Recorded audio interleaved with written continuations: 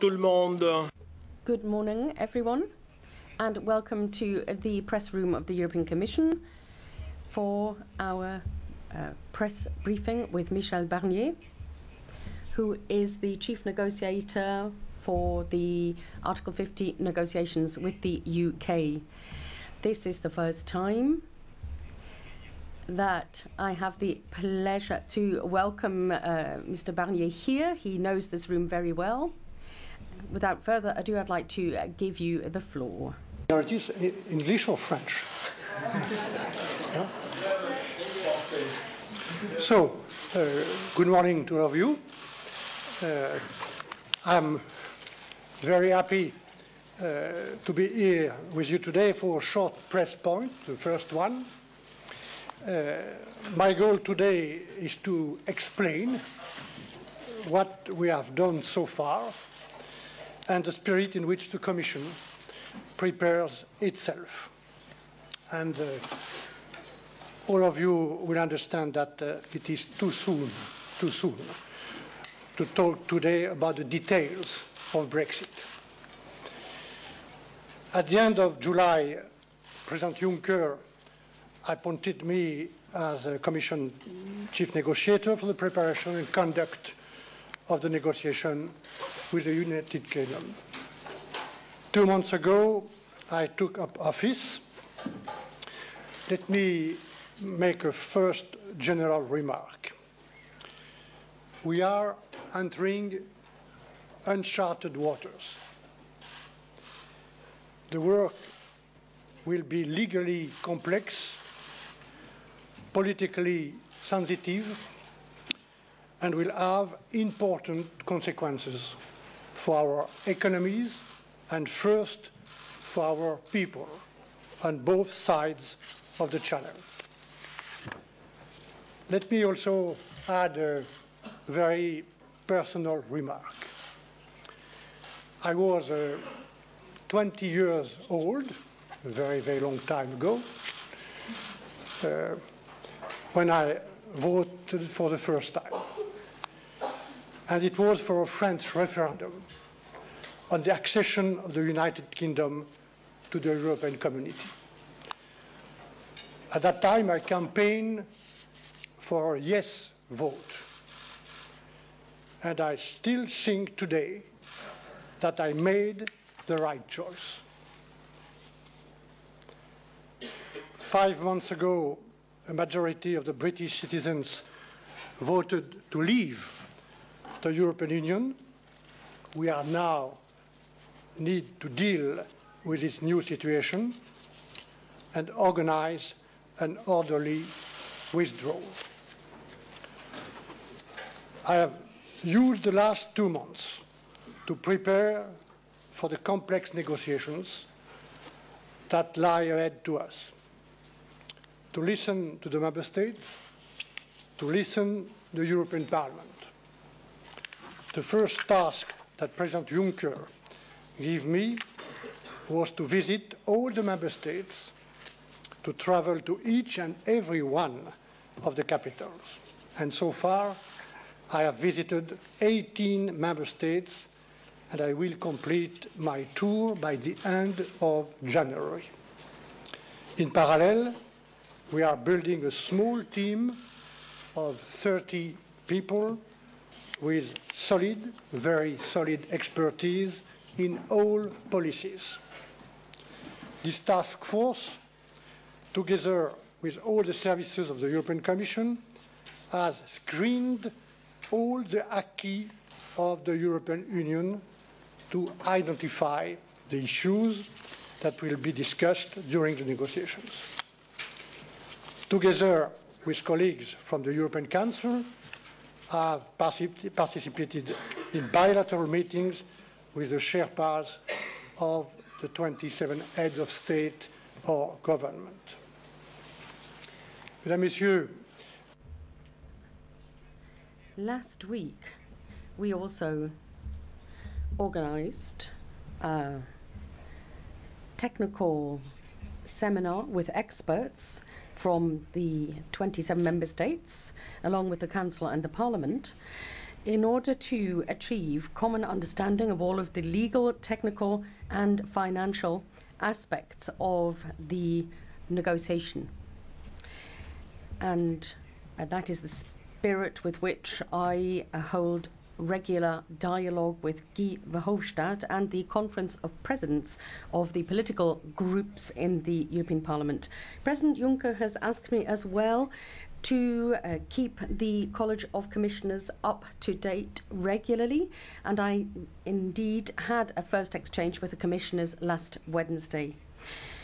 Also, we put together our team, the task force, working with other very important institutional stakeholders, the European Central Bank, the European Investment Bank, Europol, and, of course, the European Court of Justice. I will be meeting those in charge of the Committee of the Regions and the European Economic and Social Committee in the next few weeks as well. For all of these reasons, I am sure that when the European Union receives a notification from the UK, it will be ready. Receive the notification. Time will be short. It's clear that the period for actual negotiations will be shorter than 2 years. At the beginning, the 2 years include the time to the European Council to set guidelines and for the Council to authorize negotiations based on the recommendation of the Commission. That is what Article 50 says. And at the end, the agreement must, of course, be approved by the Council and the European Parliament. Finally, the UK will have to approve the agreement. All within the 2-year period. All in all, there will be less than 18 months to negotiate. Once again, that is short.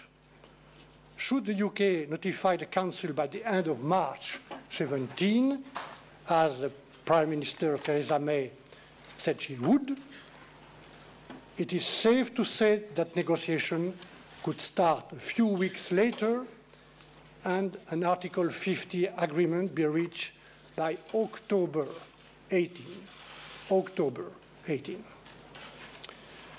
Let me now turn to the principles that will guide this negotiation in the framework set by the 27 last June. 4 main ideas have informed our preparation so far. First, unity. Unity is the strength of the European Union, and President Juncker and I are determined to preserve the unity and the interest of the EU-27 in the Brexit negotiations. This determination is shared by all governments. Second, being a member of the European Union comes with rights and benefits. Third countries can never have the same rights and benefits, since they are not subject to the same obligations. Third, negotiations will not start before notification. Fourth, the single market and its 4 freedoms are indivisible.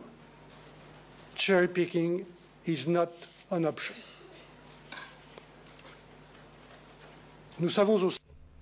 We know that the agreement on the exiting of the UK from the EU will have to take into account the future relationship that we want to build, and that depends on Article 50 of the treaty.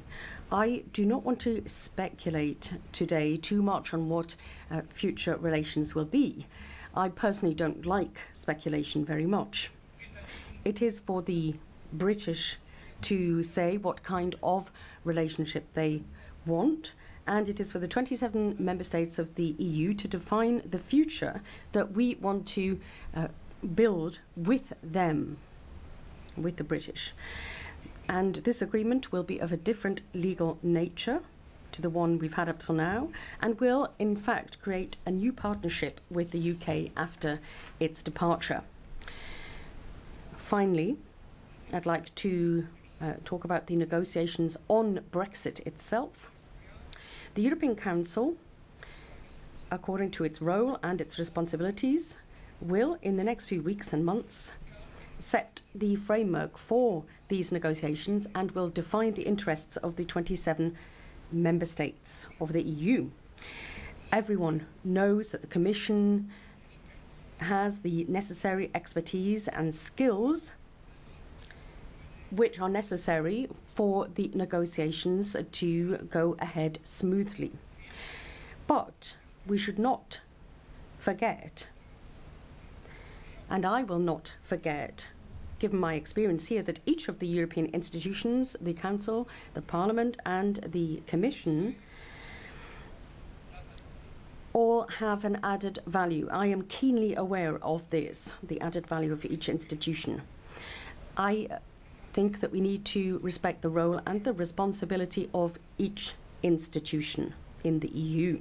Today, I would simply like to reassure everyone that the Commission is at the disposal of the Member States and of the European Council, and that it will work with the European Parliament in a constructive manner as well. Ladies and gentlemen, this will be the atmosphere in which we will be conducting our negotiations with the UK, and the sooner the better. We all have a common interest in not prolonging this state of lack of certainty. And then, of course, we, for our part, need to concentrate on the European agenda, on this new page that we will be writing in the history of the construction of the EU.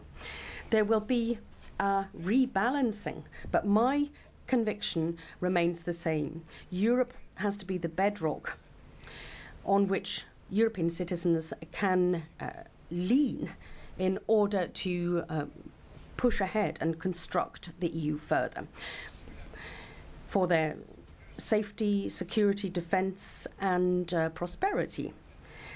It is much better to show solidarity than to stand alone.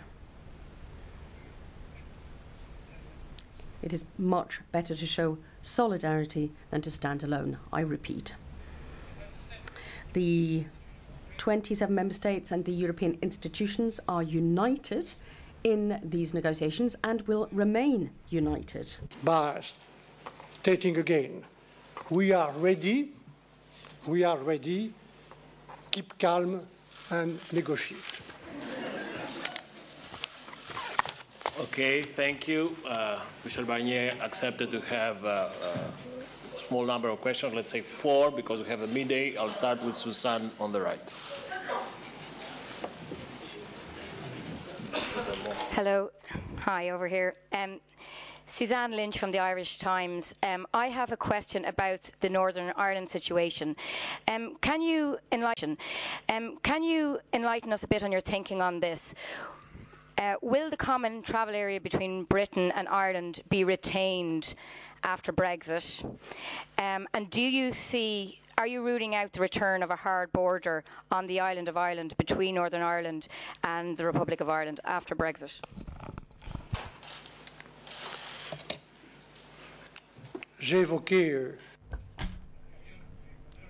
I referred to the period in time when I had the honour, under Romano Prodi's commission, to be in charge of regional policy.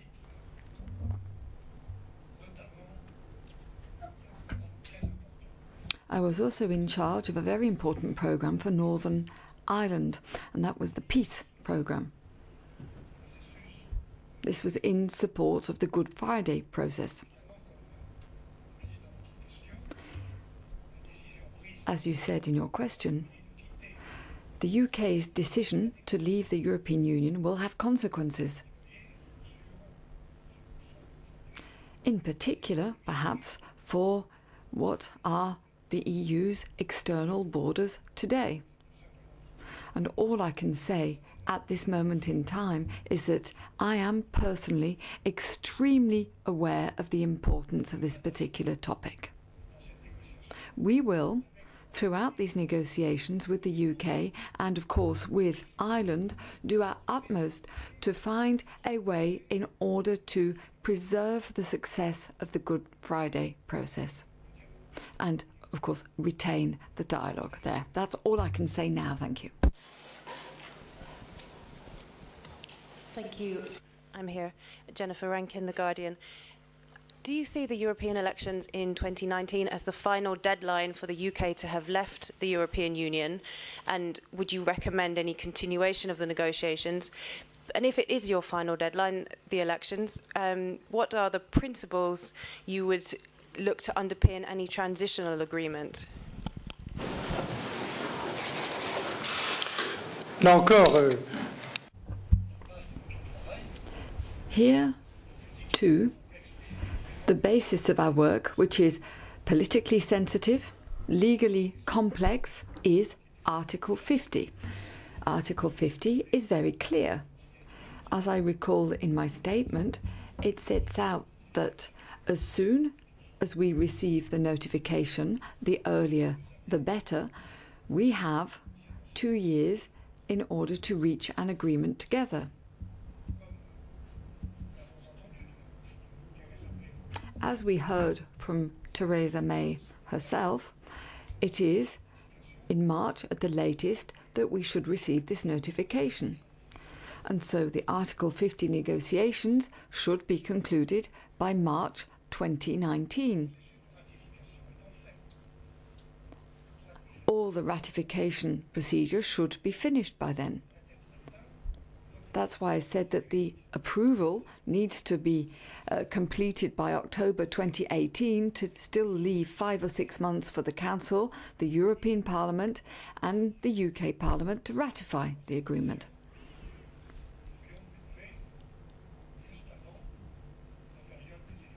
That time schedule would bring us to just before the European elections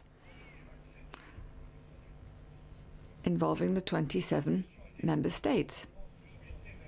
Perhaps your question focused more on a transitional period and what that could be. Article 50 says that we are negotiating an ordered withdrawal of the United Kingdom, whilst taking account of future relations, what I called the new partnership with the UK earlier. And here too, I'm telling you everything that I can tell you. This new partnership, it's up to the UK to tell us what they have in mind there. And then it's up to us, the 27, to respond to that and say what we are prepared to conceive of for our common future with the UK. And so, until we do not know what the intentions or the requests of the UK are, what they would like and what they're prepared to accept for this new partnership, it's going to be difficult to talk about a transitional period. The term transitional period only has sense if it prepares the way for a future relationship. And once again, first and foremost, we need to know the dimensions, the content, the new dimension of what this relationship is going to be in order to conceive of how to possibly prepare it. That's the situation we're in today.